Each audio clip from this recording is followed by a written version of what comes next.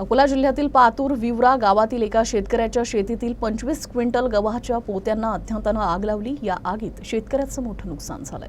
मिळालेल्या माहितीनुसार अकोला जिल्ह्यातील पातूर तालुक्यातील विवरा या गावातील अल्पभूधारक शेतकरी दिगंबर सीताराम पैज यांचं विवरा गावापासून 2 किलोमीटर अंतरावर गायरान सीमेवर शेत आहे। त्यांनी काढणी केलेला 25 क्विंटल गहू आपल्या शेतातच ठेवला।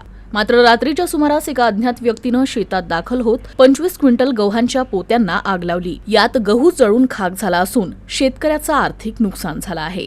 शेतसर नंबर 137-5 मध्ये आम्ही रात्रंदिवस काबाड कष्ट करून पिकाची जोपासना करतो व पीक काढतो आणि गव्हाचं पीक काढल्यानंतर शेतात त्याची थप्पी मारून तयार केलेला गहू विक्रीसाठी आणि घरी उदरनिर्वाहासाठी जो तयार केला, रात्रीच्या अज्ञात इसमाने माझा मुलगा घरी गेल्यानंतर जेवणासाठी घरी गेल्यानंतर कोणतरी नियोजित पता ठेवून त्या गंजी खाले गौरीचे शेकोटी लावून आणि तिथं लाकडाचे 1-2 गण जमा करून त्याच्यावर ताडपत्रीने झाकलेला थप्पी हे अज्ञात इसमाने रात्री जवळपास 25 क्विंटलची गव्हाची गंजी पेटवून दिली आणि अशा तऱ्हेनं आमच्या उदरनिर्वाहासाठी कुटुंबावर मोठं संकट आलेलं आहे। तिथं दारूची बॉटल म्हणजे संशयित वळण करण्याकरता दारूची बॉटल आणि निंबाच्या फाका